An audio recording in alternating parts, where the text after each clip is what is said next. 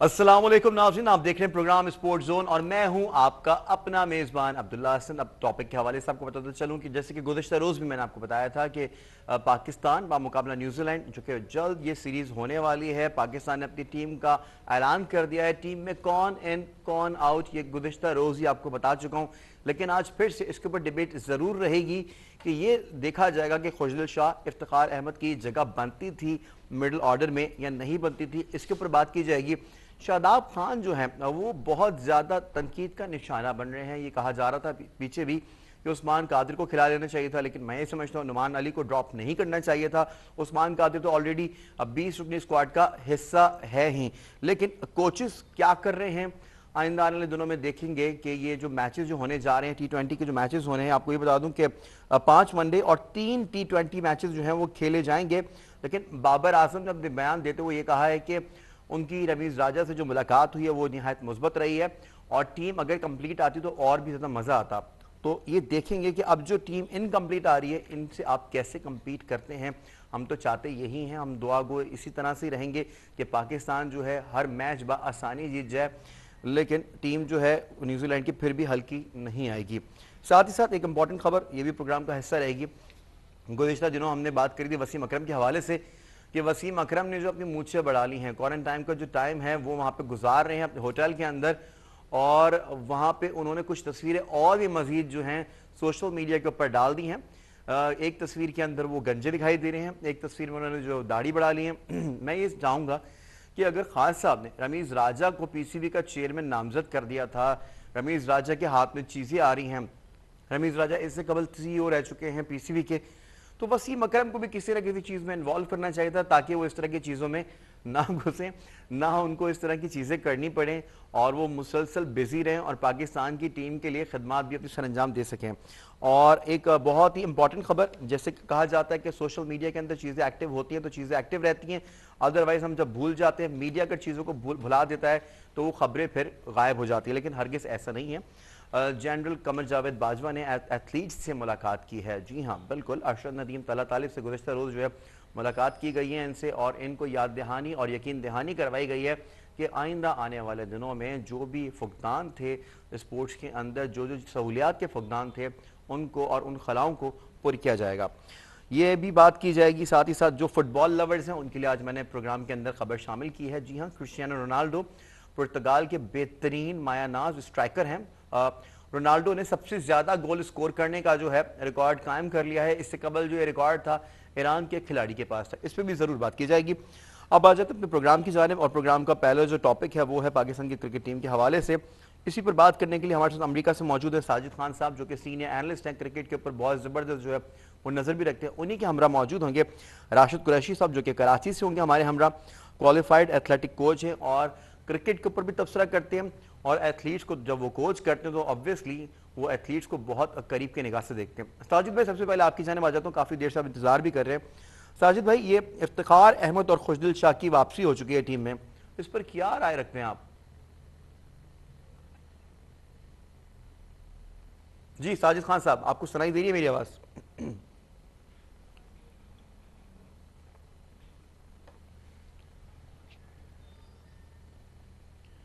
जी राशिद भाई, आप सुन सकते हैं? आई थिंक राशिद साजिद खान साहब को मेरी आवाज़ नहीं जा रही। राशिद भाई, आप मेरे साथ मौजूद हैं, क्रिकेट के ऊपर भी आपकी गहरी नज़र है, आप कोयटा ग्लैडिएटर्स के साथ काफ़ी टाइम स्पेंड कर चुके हैं।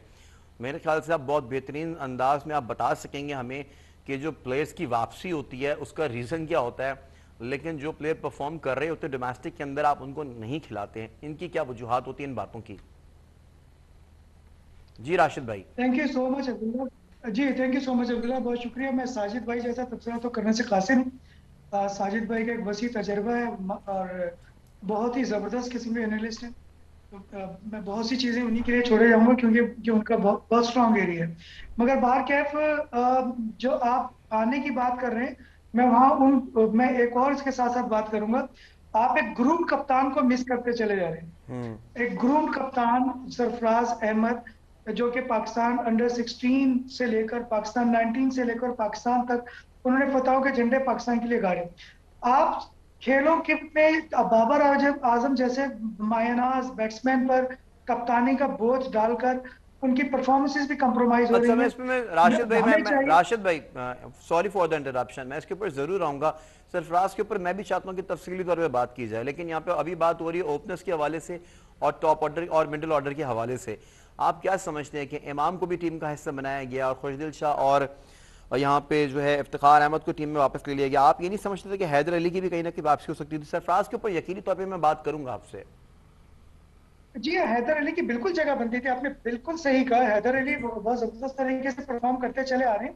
हैदर अली की भी जगह बनती थी। और एक और प्लेयर है जिसको मिस किया जा रहा है टेस्ट क्रिकेट के हवाले से, उसको असद शफी। वहाँ इसका भी जिक्र लाजमी तौर पे हम देखें। हमें असद शफी की भी वापसी अगर टीम में हो जाती है तो हमारे मिडिल ऑर्डर मजीद स्ट्रांग हो जाएगा। ठीक, ठीक है, ठीक है। जी राशिद भाई, आपको आवाज आ रही है मेरी? आई थिंक जी, मुझे आवाज आ रही है। साजिद भाई ने इशारा किया है कि साजिद भाई को आवाज पहुंच नहीं पा रही। साजिद भाई, अगर आप मुझे सुन सकते हैं, इफ्तिखार अहमद और खुशदिल शाह की वापसी हो गई है। सरफराज के ऊपर बात जरूर करेंगे कि सरफराज को यहाँ पे जो मिस कर दिया गया। सरफराज को पूरा जो सारी की सारी कंट्रीज ट्रैवल करवाई गई, साथ लेके गए, लेकिन गुज़िश्ता रोज़ भी जब इनके हवाले से बात हो रही थी तो हमारे जो मुबस्सरीन क्रिकेट है वो यही राय रख रहे थे कि भाई बिल्कुल आप इनको लेके गए, इनके शायान शान के ऊपर नहीं था। तो लेकिन आप ये नहीं समझते कि ये मुनासिब नहीं है? जी साजिद भाई, आप सुन सकते हैं मुझे? जी राशिद भाई, आप ही की जानिब आ जाता हूं, आप ही इसका जवाब दे दीजिए। यकीनी तौर पे आपने सुना है। अगर बॉलिंग लाइन की बात करें, अभी सरफराज के ऊपर यकीनी तौर पर आऊंगा, मैं आपसे जरूर बात करूंगा। शाहनवाज धानी के ऊपर भी पहले बहुत सारी बातें की गई, इससे कबल भी उनको सीरीज खिलानी चाहिए थी।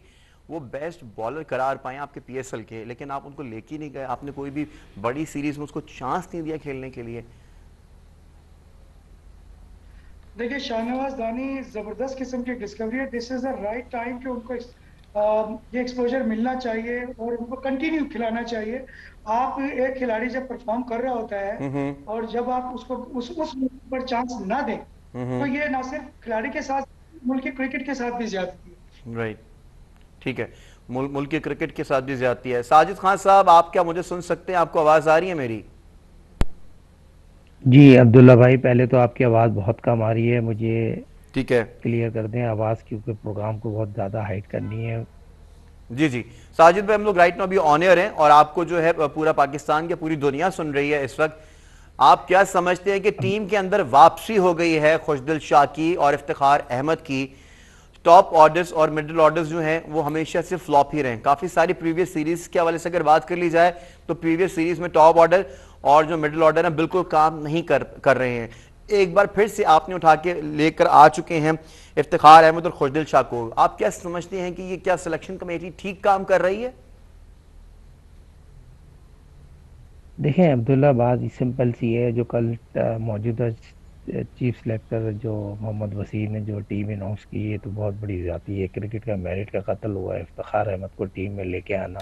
जो इफ्तिखार अहमद जो मेरा मिर्ज़ा के बेटे हैं, और जो बेटे को दोबारा टीम में लाए और पाकिस्तान क्रिकेट टीम के खुला खुला मेरिट का कत्ल हुआ है। जो सरफराज अहमद जो पाकिस्तान का बेहतरीन विकेट कीपर बैट्समैन है, उसका कोई नेमल बदल नहीं था। और उससे ना उसको टीम में रख के, और एक वक्त पे जो न्यूजीलैंड के खिलाफ जो ओडीआई सीरीज खेली जा रही है, ओडीआई सीरीज हालांकि सरफराज को खिलाना चाहिए था, रिजवान को रेस्ट देना चाहिए था, और सरफराज की जो कॉन्फिडेंस है और बेहतर होता, टीम के लिए बेहतर ही होती है। मगर यहाँ पर जो टीम अनाउंस की है, 20 खिलाड़ी जो अनाउंस किए हैं, खार पे ज़्यादा फोकस करूंगा। एक खार को अगर आपने सेलेक्ट करना, उसके अलावा अगर आपको, चलो मैं आपके प्रोग्राम में ब्रेकिंग तो फवाद आलम को खिला लेते। फवाद आलम ज़्यादा बेहतर था। फवाद आलम टेस्ट मैच में पाकिस्तान के लिए जो कारकर्दगी दिखा रहा है, ओडीआई बेहतरीन का पाकिस्तान के लिए खेल चुका है, सेंचुरी भी बना चुका है। ये जो बयान दे रहे हैं मिडिल ऑर्डर में मुझे खिला पूरा करना चाह रहे, तो फवाद आलम अच्छी कोई फॉर्म में नहीं था। बिल्कुल तो अब सही एक बात काम है। भी पूरा कर, इफ्तिखार अहमद से आप क्या निकालेंगे? 40 साल इफ्तिखार अहमद अगर जिम्बाब्वे के खिलाफ, आपको याद होगा सुपर ओवर जो खेला गया था, उसने उसको ओपन भेज दिया, उसको पाकिस्तान का मैच हरवा दिया।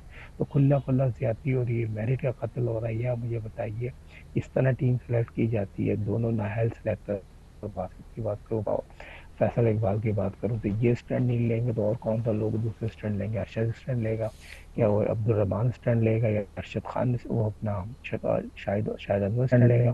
तो मैं ये समझता हूँ अब्दुल्ला साहब क्रिकेट पाकिस्तान की जो सिलेक्शन कमेटी ने अनाउंस की है इस दौर मुकान ने, ये मेरिट का कत्ल किया है। सरफराज अहमद को दूध में मक्खी तरह निकालना बहुत भारी थी। क्रिकेट का मेरिट का कत्ल जो 50 टेस्ट मैच खेला हो, और पाकिस्तान की जो आखिरी वर्ल्ड कप अगर देखा हो, 5 मैचों में पाकिस्तान को बेहतरीन कप्तानी की जरूरत, पाकिस्तान को जिताया। और पाकिस्तान में ओडीआई में सरफराज की कारकर्दगी बहुत बेहतर है।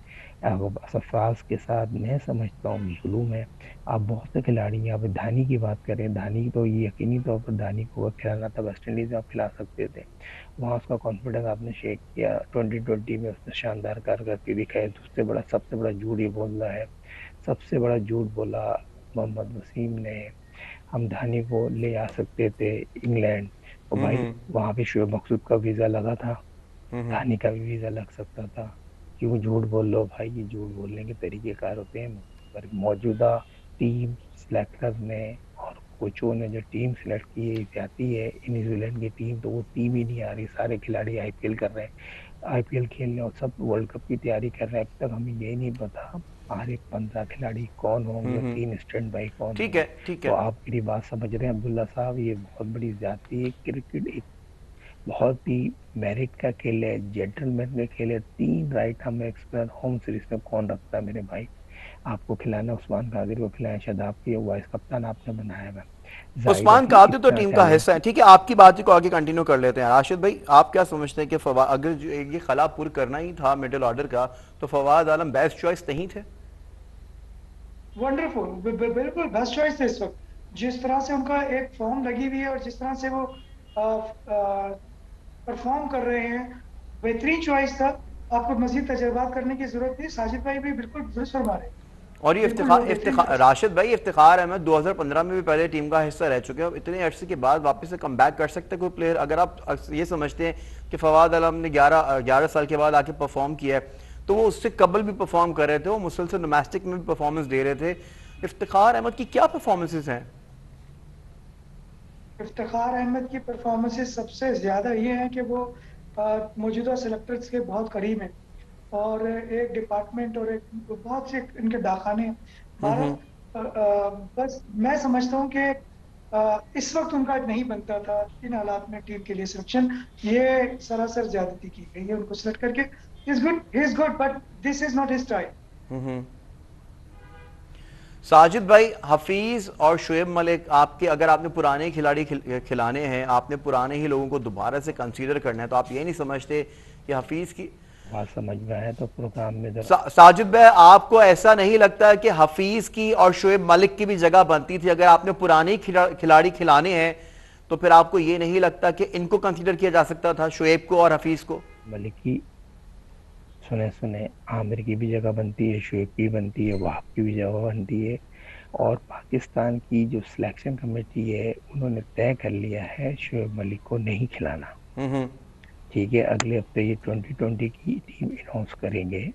सिंपल सी बात ये है, हफीज, शुएब मलिक, सरफराज अहमद, वहाब, आमिर। अगर वर्ल्ड कप आपने जीतना, ये चाहते ही नहीं है वर्ल्ड कप जीते हैं। वर्ल्ड कप जीतने के लिए तमाम टीमों ने तैयारी कर ली है। बैटिंग पावर प्ले और bowling power play, 2 power play होते हैं। शुरू में 6 ओवर का खेल बहुत इंपॉर्टेंट होता है किसी भी टीम के लिए।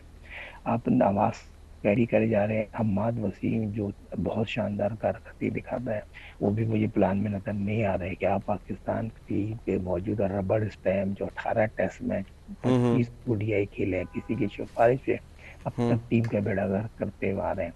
तो मैं इस तरह समझता हूँ, मेरी क्रिकेट नॉलेज ये कहती है, जो मैंने वर्ल्ड क्लास प्लेयर प्रोड्यूस किया है, मैं सब्बास की बात करूँ, मोइन की बात करूँ, वसीम की बात करूँ या शोएब मलिक की बात करूँ, मेरे को अपने शागिर्दों पर कॉन्फिडेंस है। मगर शोएब मलिक की जगह बनती है, सरफराज अहमद की जगह बनती है, अम्माद वसीम की जगह बनती है, वहाब रियाज की, आमिर अभी एक की वेस्ट इंडीज में बड़ी शानदार कारकर्दगी दिखा रहा है। मगर बात सिंपल सी है, आप मुझे बताइए हसनैन की अच्छा, क्या आपको साजिद शानदार भाई ऐसा बॉलिंग लगता है है। कि सोहेब मकसूद सिर्फ एक या दो सीरीज ही खेल सकते थे, तो उसके बाद आप उनको मजीद जो है यूटिलाइज नहीं कर सकते थे, मजीद यूज नहीं कर सकते थे? ये शुएब मकसूद वगैरह उस कैलिबर के प्लेयर नहीं है, डोमेस्टिक के प्लेयर है। इंटरनेशनल क्रिकेट प्रेशर खेल होता है। अगर इतने अच्छे प्लेयर होते हैं, दुनिया में इतनी लीग हो रही होती है, उसमें वो पीएसएल खेलने में का बेस्ट उनको मौका परफॉर्मेंस रही मिलता। है सोहेब मकसूद की। हम्म? पीएसएल के अंदर आई थिंक साजिद भाई आपके फोन से जो है वो थोड़ा सा वॉल्यूम कम है, आप अपनी साइड से भी आवाज बढ़ा लीजिएगा, क्योंकि हमारे पीसीआर की जानिब से जो है वॉल्यूम का गेन जो कंप्लीटली तौर पे बढ़ा दिया गया है। राशिद भाई आपकी जानिब आ जाता हूँ। राशिद भाई आप तो जैसे सरफराज के हवाले से बात की थी, अब सरफराज के ऊपर ही आ जाते हैं, बात करते हैं। सरफराज के साथ साथ आपको ये नहीं लगता कि सुहेब मकसूद के साथ भी ज्यादती हुई है?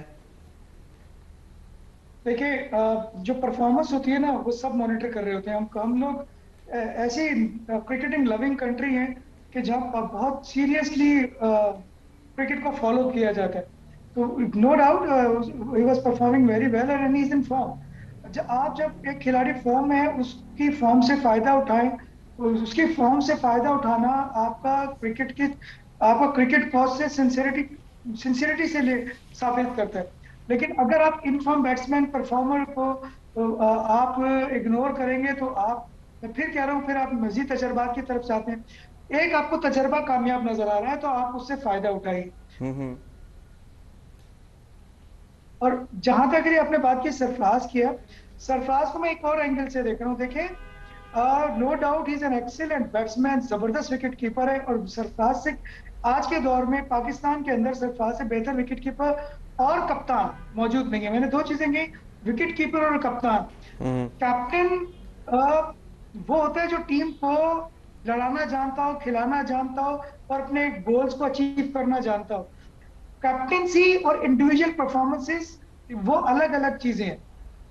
सही बात जो है। है प्रेशर हैंडलिंग है वो सरफराज से बेहतर पूरी टीम में कोई नहीं जानता।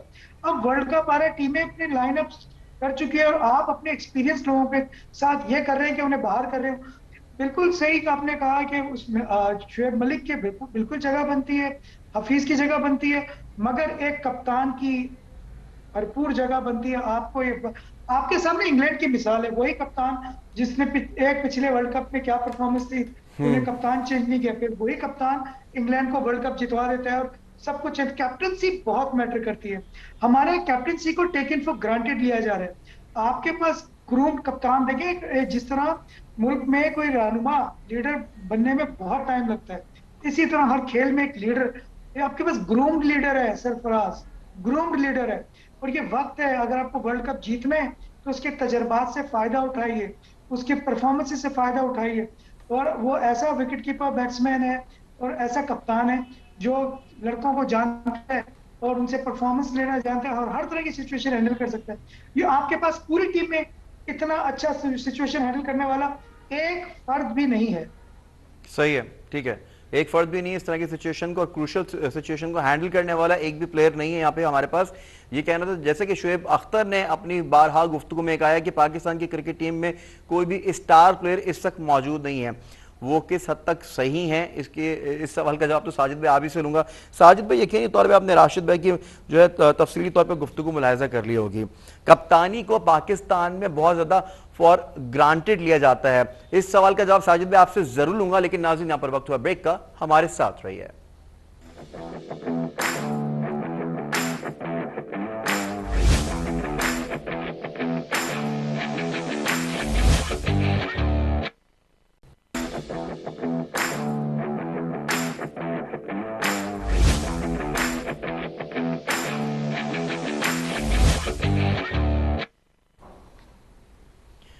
वेलकम बैक नाज़रीन, स्पोर्ट्स जोन में एक बार फिर से आपको खुशामदीद कहेंगे। यहाँ पे बात हुई है पाकिस्तान बामुकाबला न्यूजीलैंड के हवाले से। जी हाँ, बिल्कुल, तकरीबन 5 वनडे मैचेस खेले जाएंगे, 3 T20 मैचेस खेले जाएंगे। गुज़िश्ता रोज ही जो है टीम का ऐलान कर दिया गया, लेकिन मुबस्सरीन क्रिकेट को काफ़ी ज़्यादा एतराज़ात हैं टीम के ऊपर कि टीम ठीक नहीं बनाई गई।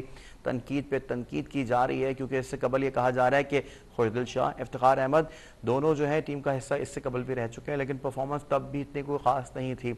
आपके पास मजीद ऑप्शन मौजूद हैं, लेकिन ब्रेक से कबल हमने ये बात की थी कि कप्तानी को जो है बहुत ज़्यादा फॉर ग्रांटेड लिया जा रहा है पाकिस्तान के अंदर। अगर कप्तानी की बात कर ली जाए, इंग्लैंड का कप्तान वही कप्तान था जो आगे भी चलता आया।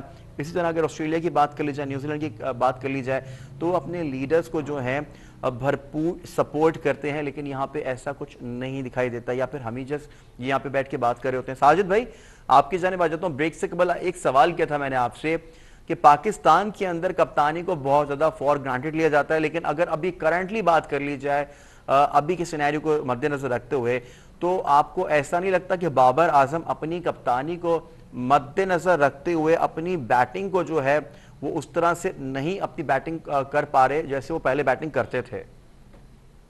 देखिए बहुत इंपॉर्टेंट है, कप्तानी में वाइड बर्थ कप्तान नहीं है, उस तरह के कप्तानी नहीं है, किसी भी इदारे की उन्होंने कप्तानी की हो। पाकिस्तानी कप्तानी करना एक आर्ट होती है, और जिस तरह की वो कप्तानी कर रहे हैं, और पाकिस्तान की टीम कोई भी ऐसे मैचेस नहीं जीते। अगर जिम्बाब्वे की सीरीज बात करूं, जो जिम्बाब्वे अवे आई और वहां जाके खेला, साउथ अफ्रीका की बात करूं, इंग्लैंड की बात करूं, तमाम ये चीजें अजहर अली ने भी उस तरह की कप्तानी नहीं करी जिस तरह की इनको कप्तानी आना चाहिए। बड़े अफसोस से कहना पड़ेगा हमारे अजहर अली ने भी अच्छी कप्तानी नहीं की साजिद भाई। हाँ, अगर मेरे कहने का मकसद तो यही है ना, अगर 2016 में उसको कप्तान बनाया गया था, उस तरह की कप्तानी नहीं की। इंग्लैंड टेस्ट आपको याद होगा, इंग्लैंड में मैच जीता हुआ, ये मैच सरफराज ने एक साल आपको T20 का जो है नंबर 1 बना के रखा, तो सरफराज आपको पसंद नहीं आया? देखें, बहुत इंपॉर्टेंट बात है, पाकिस्तान की बदकिस्मती है जो पाकिस्तान के तीनों फॉरवर्ड का बेहतरीन कप्तान था, जिसने पाकिस्तान को प्लेयर प्रोड्यूस करके दिए, खेल के दिया, जीत के दिया, दुनिया को बताया कप्तानी किस तरह की जाती है। अगर शदाब की बात करूं, बाबर की बात करूं, हसन की बात करूं, इमाम की बात करूं, कितने भी खिलाड़ी सरफराज की कप्तानी में बन के, शहनशाह अफरीदी की बात करूं, वर्ल्ड क्लास प्लेयर बने। मगर बदकिस्मती से मुझे ये बता दीजिए सरफराज को हटाने की वजह क्या है। और आपकी बात में बहुत वजन है, बाबर की बैटिंग में खिलाफ पूरा नहीं होता। मतलब कि हमें, को साजिद भाई मेरी बात सुन लीजिएगा यहाँ पे, मतलब कि आपको अच्छे खिलाड़ी नहीं चाहिए, आपको चापलूस चाहिए, आपको पर्ची वाले चाहिए, आपको सिफारशी चाहिए। आप देखें ना, इफ्तिखार आप सिफारशी नहीं है, मिसबा का बेटा है, इफ्तिखार को आप ला रहे हो तो ज्यादती नहीं है, तो क्या मेरिट का कत्ल नहीं है? आप मुझे बताओ क्रिकेट किससे अच्छा, आप कहते हैं? तंज भी ऐसे कर देते हैं कि फिर वो ऐसा लगता है कि वाकई उन्हीं के बेटे ही हैं वो। नहीं, बेटा नहीं है, तंज नहीं, हकीकत बात है। यह मुझे बताइए, इफ्तिखार जब ये इफ्तिखार को लाने का, अच्छा मैंने आपको बताया था, इफ्तिखार से 100 टाइम बेहतर फवाद आलम है। मगर वही बात है, फवाद आलम टेस्ट मैच में इनको सेट हो गया और हारिस सुहेल ड्रॉप हो गया, इनको यही नहीं हजम हो रही। फवाद आलम को एक्सेप्ट भी नहीं कर रहा था, कोरोना वायरस देखिए, होता आप भी यही नहीं बात कर रहे हैं, होता राशिद तो कुरैशी भी ये बात कर रहे हैं, आपकी बात पे वापस आ जाऊंगा। राशिद भाई देखिए, फवाद आलम की बात कर रहे हैं, फवाद आलम राशिद कुरैशी एक टॉप क्लास ट्रेनर है, टॉप क्लास पाकिस्तान की कोई टाइप की टीम के साथ काम कर रहे हैं, और पाकिस्तान की खुशकिस्मती है हमारे मुल्क में राशिद कुरैशी जैसे लोग हैं, दयानतदार, ईमानदार। आप राशिद भाई के पास तारीफ जाने नहीं से करें, पहले अच्छे काम भाई की तारीफ नहीं करें। अगर आप ज्यादा तारीफ कर देंगे और ये ज्यादा अच्छे काम की बात हो जाएगी यहाँ पे, तो फिर इनको भी इनकी जगह से हटा दिया जाएगा, क्योंकि यहाँ पे हमें सिफारिशियों की, चापलूसों की और पर्ची वालों की जरूरत है। तो आप तारीफ करने की आपकी जरूरत नहीं है, मुझे नहीं लगता कि आप तारीफ करें यहाँ पे। मैं आपकी जानिब आ जाता हूँ राशिद भाई, अगर आप इत्तेफाक करेंगे, अगर फवाद आलम के हवाले से अगर बात कर ली जाए, फवाद आलम अपने टेस्ट फॉर्मेट के ऊपर जो बिल्कुल फिट हो गए हैं, आपको ऐसा नहीं लगता कि अब वनडे पे या T20 पे लेकर आएंगे और वो स्लो बैटिंग करेंगे, फिर हम ही बात यहाँ पे करेंगे और हम ही यहाँ पे बैठ के तनकीद करेंगे, नहीं ये वहीं फिक्स हैं और वहीं फिट हैं, यहाँ पे अच्छा परफॉर्म नहीं कर पा रहे हैं ये? बहुत शुक्रिया पहले साजिद भाई, बहुत शुक्रिया, आपका जरा नवाजी है, बड़े भाई हैं, आपकी मोहब्बत। देखिए, फवाद आलम क्रिकेट ही खेल रहे हैं ना, कोई दूसरा खेल तो नहीं खेल रहा, और हर फॉर्मेट खेलता रहा है वो, हर फॉर्मेट खेला हुआ है, एक्सपीरियंस है। सबसे बड़ी बात है, वो इनफॉर्म बैट्समैन है आज की डेट में, और आपके पास अगर कोई प्रॉब्लम आ रहा है तो आप उसको वनडे में लेकर आइए। हम्म। अब उसे उसे आप एक कामयाब तजर्बा है ना ये, वो कंटिन्यूटी होती है उसकी, उसे मजीद कॉन्फिडेंस मिलता है कि जैसा आप फरमा रहे हैं, साजिद भाई फरमा रहे हैं कि उनसे हजम ही नहीं हो रहा कि कैसे एडजस्ट हो गया यहाँ पर। देखिए, आप सिर्फ ये सोचें कि यार, ये अक्रॉस द कंट्री जो भी लड़का परफॉर्म कर रहा है, वो पाकिस्तान के लिए कर रहा है, पाकिस्तान क्रिकेट के लिए कर रहा है। आपकी भी इसमें इज्जत अफजाई है, ना कि पिक एंड चूज के ऊपर जाए, लाइकिंग डिसलाइकिंग पे जाए। अपने हम एक इस तरह इस्तेमाल करते हैं अपने बेटों को खिलाने की, बेटों से मुराद वो वाला नहीं है, मतलब अपने बच्चे अपने हाथ के नीचे के लोग रखने, ये ऐसे क्रिकेट के नहीं नहीं, वैसे साथ बेटे जुल्म भतीजे मत तो करें। खेल रहे हैं, वैसे बेटे और भतीजे तो खेल चुके हैं टीम में। अब आप बोलेंगे मैं नाम ले दूं तो फिर आप फिर बोलेंगे कि आपकी दोस्तियां भी हैं, फिर वो दोस्तियां खराब हो जाती हैं। क्यों नहीं साजिद में नहीं नहीं, ऐसा है वैसे या नहीं है? देखिए ऐसी बात नहीं नहीं नहीं, देखिए राशिद साहब की बात को समझे, पहले राशिद भाई की बात पूरी होने दे, पूछिए राशिद भाई से पूरी बात। जी जी, राशिद भाई कंटिन्यू कीजिए, अपनी पूरी बात कंप्लीट कर देखिए, लीजिए। मेरा कहने का, हमारे क्रिकेट के इस्तेलाह में बेटा उसको कहा जाता है जो आपके रिमोट के ऊपर होता है, आप यस यस को यस नो को भी यस कहें, आप यस कहेंगे वो। तो इस माइंडसेट के बच्चों के ऊपर हाथ रखा जाता है। और बच्चों से मेरा छोटे बच्चे नहीं है, ये बड़ी उम्र के क्रिकेटर भी बच्चे बन के रहते हैं उनके। तो वो उस तरह के लोगों का दौर आया हुआ है इस वक्त पीसीबी में उस तरह के लोगों का दौर है। देखिए, आप वरना मेरी बात से मैं राशिद भाई फवाद यहाँ के पे साथ इत्तेफाक करेंगे, ठीक है ना। आप खुद एक ट्रेनर हैं, आप खुद एथलीट्स को ट्रेन करते हैं। जो एथलीट आपकी बात नहीं सुनेगा, जो आपको नहीं समझेगा, ऑब्वियसली आप उसको डांटेंगे। अगर डांटेंगे नहीं तो फिर आप उससे बात करना छोड़ देंगे। यहाँ पे भी जब इस लेवल के ऊपर, जहाँ पे क्रिकेट की अगर हम ऊपर बात कर रहे हैं, अगर कोचेस की बात नहीं सुनेंगे, जब कोचेस बता रहे हैं आपको कि डिफेंसिव खेलें और वो अटैकिंग खेल रहे हैं, जाते के साथ ही विकेट देकर आ जाए, तो कोच का नाराज होना तो बनता है ना यहाँ पे फिर। देखिए, बहुत सिंपल चीज है। अगर कोई चीज लॉजिकल है और वो चीज करवाई जा रही है, प्रोफेशनल, सब प्रोफेशनल है, कोई बच्चा नहीं है यहाँ पर, ठीक है। प्रोफेशनल अप्रोच के साथ बात कर रहा हूँ। जो गेम प्लान होता है उसके मुताबिक रहना पड़ता है। और अंदर की सिचुएशन जब चेंज होती है तो क्रिकेटर खुद फैसले कर रहा होता है सिचुएशन के लिहाज से, ठीक है। ये सब चीजें अपनी जगह है। मगर हमारे कहने का मकसद वो नहीं है, हम जिस तरफ जाना चाह रहे हैं, हमारा कहने का मकसद तो सिचुएशन है भाई। हमारे हमारा मकसद है कि जो आप 11 ग्राउंड में उतार रहे हैं या 15 या 16 टीम के लिए सिलेक्ट कर रहे हैं, उनकी मेरिट्स क्या है। आप मेरिट का कत्ल करते हुए ऐसे लोगों को लेकर आते हैं जो आपके लिए कंटिन्यू रिजल्ट ओरिएंटेड नहीं है, सही मुल्क के बात है। लिए रिजल्ट ओरिएंटेड नहीं है, क्रिकेट के लिए नहीं है, शायद आपकी जात के लिए हो। तो अपनी जात के लोग जो आपकी जात के लिए रिजल्ट ओरिएंटेड है, खुदा के लिए उन लोगों को लें जो कंट्री के लिए और क्रिकेट के लिए रिजल्ट ओरिएंटेड हो। ठीक है साजिद भाई, बिल्कुल लास्ट कमेंट करिएगा, मुझे टॉपिक को आगे भी बढ़ाना है और वसीम अकरम के हवाले से भी बात करेंगे। वसीम अकरम के काफ़ी सारे बयानात सोशल मीडिया पे आजकल जो वो छाए हुए हैं, पिक्चर्स भी काफ़ी अपलोड कर रहे हैं, उस पर भी बात करनी है। लेकिन राशिद भाई की बात को आप कमेंट करते हुए बात आगे बढ़ाइए। देखिए, राशि साहब ने क्वालिफाइड कोच के नाते क्वालिफाइड बात की, quality of cricket, quality of merit, quality of sports वो बात की है, जो दर्द से दुख से बात की है। यहाँ खुला खुला ट्रेनर सिफारशी है, एनालिस्ट सिफारशी है, कोच सिफारशी है, कप्तान खुद कप्तान बाय बर्थ नहीं, सिफारशी कप्तान है। यकीनी तौर पर as a cricketer world class player, दुनिया का बेहतरीन प्लेयर है। मैं भी बाबर आजम का बहुत बड़ा फैन हूँ, मगर एज ए कप्तान फैन नहीं हूँ। चाहे पाकिस्तान में बात आ जाए, पाकिस्तान से बढ़कर कोई भी चीज नहीं है। मगर Shan Masood most talented by birth कप्तान है। देखा, शान मसूद पाकिस्तान की टीम में नहीं है। ये लॉबिंग की जाती है, लॉबी है नहीं है, 100% लॉबी है। बेटे जो हम बात करते हैं ना क्रिकेट में, बेटे बनना, तो मिसबा और वकार ने ये काम करके टीम में बेड़ा गर्क कर दिया। हमें आगे जाना है, पीछे जाना है। सवाल ये पैदा होता है कि राशिद साहब ने, ये मैंने फवाद आलम की बात की, फवाद हमारा बेटा थोड़ी है।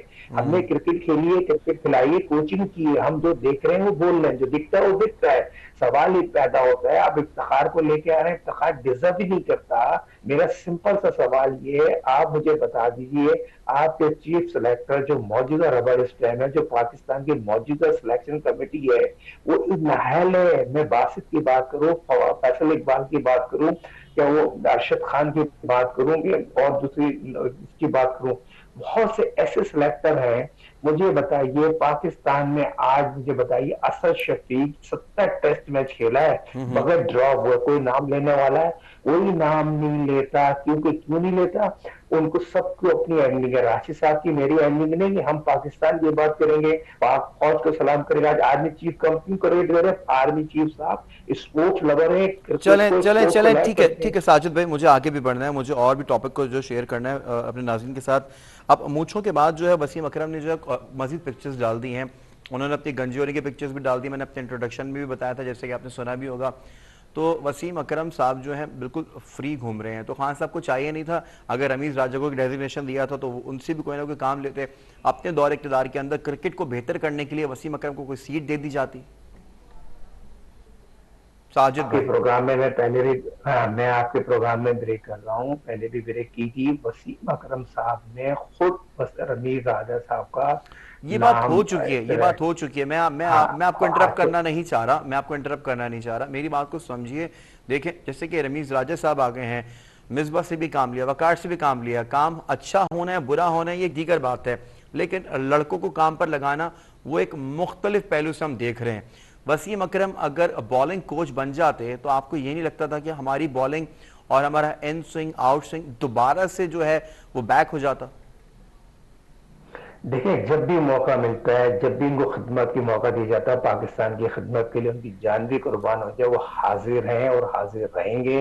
और जहां आपने बॉलिंग कोच की बात की, दुनिया क्रिकेट में, मॉडर्न क्रिकेट में सर वसीम अकरम जैसा क्रिकेट आर्टिस्ट आदमी ना आ सकता है, ना आएगा। जो बॉलर की, जो मैंने आपकी प्रोग्राम में शाहिनशाह आफरीदी की ब्रेक की थी, जो क्रीज यूज करना उसको आती नहीं थी, तो शाहिद आफरीदी ने वीडियो कॉल कराई थी कश्मीर में, और वसीम अकरम ने उसको बताया, सिंपल से मैंने आपके प्रोग्राम में बताया, क्रीज से अंदर आके आउट स्विंग खेले और रिवर्स रिवर्स स्विंग करना एक आर्ट। और आपके प्रोग्राम में एक और ब्रेक कर दूं, सबसे बड़ा झटका तो शोएब अख्तर को लगा, जो पाकिस्तान क्रिकेट बोर्ड के चेयरमैन बनना चाहते थे।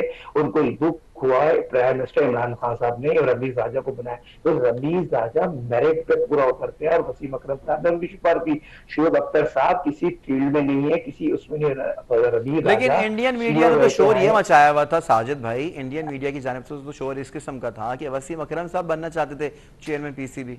अब सुने सुने, मैं आपको वो बात बोलूंगा जो मेरे बड़े भाई वसीम अकरम बोलेंगे। मैं वसीम अकरम की ट्रू बात को जानता हूँ। वसीम अकरम मेरे साथ 34 साल से। वसीम अकरम पाकिस्तान में खिदमत करना चाहते हैं, ओहदों पर नहीं रहना चाहते, ओहदों पर नहीं आना चाहते। जो इंडियन लोग कह रहे हैं उनको मुंह की खानी बढ़ गई, जो वसीम अकरम ने उनको बोला वो उनके लिए काफी है। वसीम अकरम एक किरदार वाला आदमी है, दुनिया क्रिकेट में उस जैसा रिस्पेक्टफुल आदमी ना आया ना आएगा। बात सिंपल सी है। ठीक वो है, यहाँ पे प्राइम बात हो मिनिस्टर रही के है काम काफी के बहुत हवाले से। करीब है। जी देखें जी जी। देखें, काम के हवाले प्राइम मिनिस्टर के बहुत करीब है। उनसे करीब कोई भी नहीं, उनके कहने पे बनाया है। मैं कह रहा हूँ ना, शोएब अख्तर साहब को, शोएब अख्तर का इंटरव्यू अभी करीब आ जाएगा। शोएब अख्तर की ख्वाहिश थी, मैं अभी सोशल मीडिया पे नहीं आया, निजी चैनल पे नहीं आया। लेकिन प्राइम मैं मिनिस्टर जो आपको है वो वो बात वसीम बता अकरम रहा हूँ। प्लस है उनके पास, उस्मान बुजदार साहब को ज्यादा लाइक करते हैं। मैं राशिद कुरैशी साहब आपकी जाने मानना चाहता हूँ, आप मेरी बात को यकीनी तौर पे आप भी समझ गए होंगे, आपने साजिद भाई की गुफ्तगू भी मुलाहिजा कर ली है। हम किसी को डिमोटिवेट करना नहीं चाहते कि आप ये नहीं समझते कि बॉलिंग कोच वसीम अकरम से बेहतर कोई और नहीं हो सकता था। In swing, out swing, reverse swing Wasim Akhtar से अच्छा कोई नहीं जानता। बहुत शुक्रिया। देखिए, मैं आपको एक चीज ऐड करूँ, वसीम भाई के साथ मुझे भी इत्तेफाक रहा है पाकिस्तान के एक फास्ट बॉलर से कैंप अटेम्प्ट करने का। तो वसीम भाई he is no doubt is a legend, he is a legend. And मैं एक और चीज कहूंगा कि he is a king maker. दूसरी चीज और तीसरी चीज मैं बताता चलूं कि बात दुरुस्त है कि वसीम भाई कंटिन्यू लंबी एसोसिएशन अपने आप को बाउंड नहीं करना चाहते। जो मैं समझा उनको थोड़े से टाइम में, वो जब भी उन्हें कोई असाइनमेंट दिया जाता है, काम दिया जाए, वो पूरी एनर्जी से आते हैं और काम करते हैं। और एक और चीज, उनसे कौन सा ऐसा बॉलर नहीं है जो उनसे इन टच ना रहता हो और उनसे अपने मशवरे ना लेता हो। Is always just one call away. पूरे पाकिस्तान के जितने भी हमारे टॉप बॉलर्स हैं सब उनसे राब्ते में रहते हैं। तो वो उनका कमिटमेंट क्रिकेट से और बॉलर से बिल्कुल है। और जब भी उन्हें असाइन किया जाता है, इवन पीएसएल के दौरान न सिर्फ अपनी टीम के साथ तो होते ठीक है, हैं, अगर आपसे अगर दूसरी मैंने ये टीमों बात ना में करी इस टॉपिक के हवाले से राशिद भाई, तो फिर आपको लेना जो है फिर मुझे नहीं लगता कि वो फिर ठीक बात रहेगी। आपसे बहुत इंपॉर्टेंट बात ये शेयर करना चाहता हूँ कि army chief general Qamar Javed Bajwa साहब ने जो है एथलेटिक्स के ऊपर और एथलीट्स से मुलाकात की है। सदर आरिफ अलवी और उसके बाद वजीर आजम पाकिस्तान इमरान खान, और अब जो है आप खुद देख सकते हैं कि आर्मी चीफ ने खुद मुलाकात की है। तो इट्स मीन दैट कि आइंदा आने वाले दिनों में एथलेटिक्स के ऊपर काम होने को जा रहा है। आपको क्या लगता है? बिल्कुल बहुत उम्मीद है। और जिस तरह से कौमी सतह पर इस वक्त एथलेटिक्स और दूसरे गेम हाईलाइट हुए हैं, और एक बड़ी बड़ी मोटिवेशन है आर्मी चीफ का बुलाना, मिलना और कमिट करना। अब हमें जो जिन चीजों की जरूरत है, इसके साथ साथ सहूलियत के साथ साथ वो चीजें भी हमें करनी है जिन अनासिर की वजह से या जिन वजूहत की बिना पर हम अपने गोल्स अचीव नहीं कर सके, वो भी इस वक्त करना जरूरी है। आपके इल्म में है कि प्राइम मिनिस्टर के एक्शन के बावजूद पीओए का स्टैंड वही है। पाकिस्तान एथलेटिक फेडरेशन को और पाकिस्तान वेट लिफ्टिंग के ये दोनों जो प्लेयर इनको गवर्नमेंट को बैक करना चाहिए। बल्कि अब मेरा तो कहना यह है कि आपको विजन 24 पर काम करना चाहिए, 2024 पर काम करना चाहिए। कोई ऐसा ठीक है, हमारे साथ मैकेनिज्म मौजूद बनाया थे जाए। राशिद कुरैशी साहब जिन्होंने अपना तज्जिया पेश किया। आपको बताते चलें कि एनालिस्ट एथलेटिक के क्वालिफाइड कोच हैं, उनके हमरा मौजूद थे। साजिद खान साहब जो कि सीनियर जर्नलिस्ट, सीनियर एनालिस्ट हैं और क्रिकेट भी खेल चुके हैं, आप दोनों मेहमानों का बेहद शुक्रिया। लेकिन नाज़रीन एक इंपॉर्टेंट खबर थी, वो ज़रूर शामिल करूंगा प्रोग्राम के इख्तिताम से कबल, कि क्रिस्टियानो रोनाल्डो जो है सबसे ज़्यादा गोल स्कोर करने वाले जो हैं वो खिलाड़ी बन चुके हैं और मेंस फुटबॉल में सबसे ज़्यादा गोल अब उन्होंने कर दिए हैं। साथ ही साथ आपको ये बताऊंगा कि वर्ल्ड कप क्वालिफाइंग मैच में क्रिस्टियानो रोनाल्डो ने पुर्तगाल की जानिब से खेलते हुए बुध को आयरलैंड के खिलाफ 110वां इंटरनेशनल गोल करके ईरान के जो है साबिक फुटबॉलर अली दाई का 109 गोल्स का आलमी रिकॉर्ड तोड़ दिया है। तो मैंने आज ये सोचा कि जो फुटबॉल लवर्स हैं, जो फुटबॉल के जो फ़ैन हैं, जो क्रिस्टियानो रोनाल्डो के जो फैंस हैं, उनके लिए खबर ज़रूर शामिल कीजिए। अपने मेज़बान अब्दुल्ला हसन को दीजिए इजाज़त। अल्लाह हाफिज़।